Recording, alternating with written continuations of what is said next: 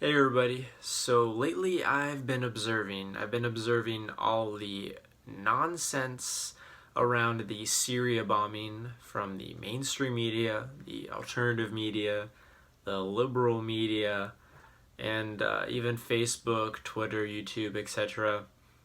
And I'm pretty disgusted by what I see, honestly. People are oblivious to what is right in front of them with this Syria bombing. It's right in front of their eyes, and people are basically choosing to ignore it in order to have reality fit their own narratives and what they want reality to be. And it's frustrating. So you have a situation in Syria where the United States is backing all of these moderate rebel groups, groups that are neither moderate nor rebel, such as ISIS, Al Qaeda, and Al Nusra, and they are terrorizing the Syrian people. So you have Syria's president, Bashar al Assad, who's a democratically elected secular leader of the country, and he's doing his best to fight these terrorist rebels funded by the terrorist state of the United States of America. And he's doing his best, and he invited Russia and Vladimir Putin in to help him with this problem, with all of these rebel groups terrorizing his citizens. He's invited Russia in to help him with this. And what are we doing? Are we helping him? No, we're funding the terrorist opposition to him. That's what's going on. That's the story of Syria. There's so many layers to this. There's the Israel layer, the pipeline aspect of this. There's so many there's so much regarding Syria that makes this whole situation so messy. But what about this chemical attack? Remember last year with the big chemical attack? Assad is attacking his own citizens. This also happened with in 2013. That proved to be a false flag. Last year, it was an obvious, in your face false flag with the sarin gas, with the Assad is attacking his own citizens when he has no incentive whatsoever to do that. And again, he has literally no incentive to attack his own citizens, but the moderate rebels, they sure have all the incentive in the world to attack the citizens. And who knows? We haven't had any sort of investigation so far, so we don't even know if a chemical attack even took place. This whole thing could be just one big false flag for all we know.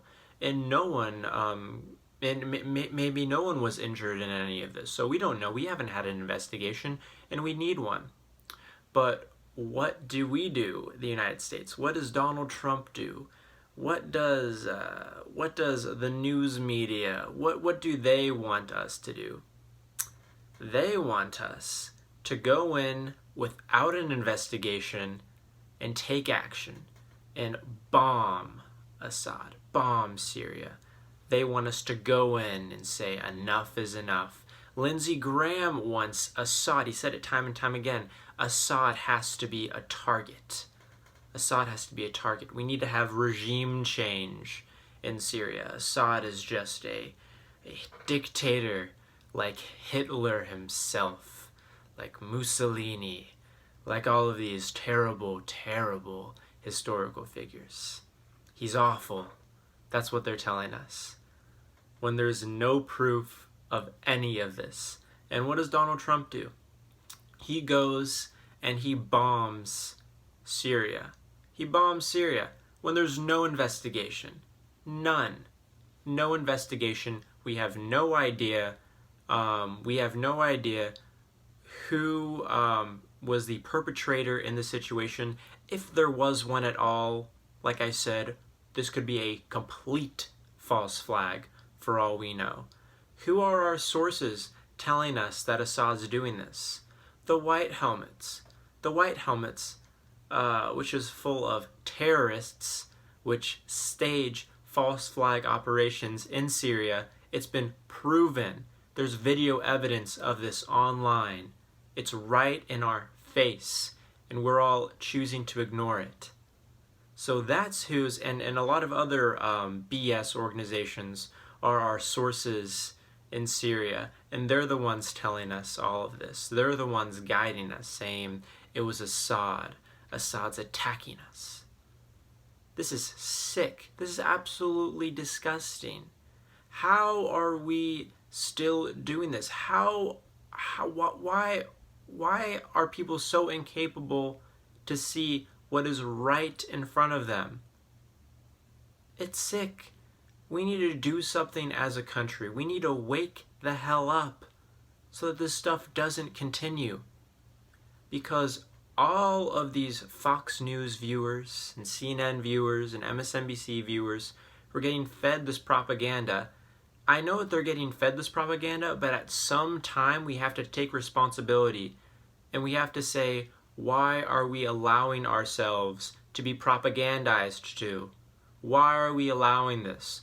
There is information on the internet for everyone to see the truth. And people are choosing to ignore that. We need to cut this out.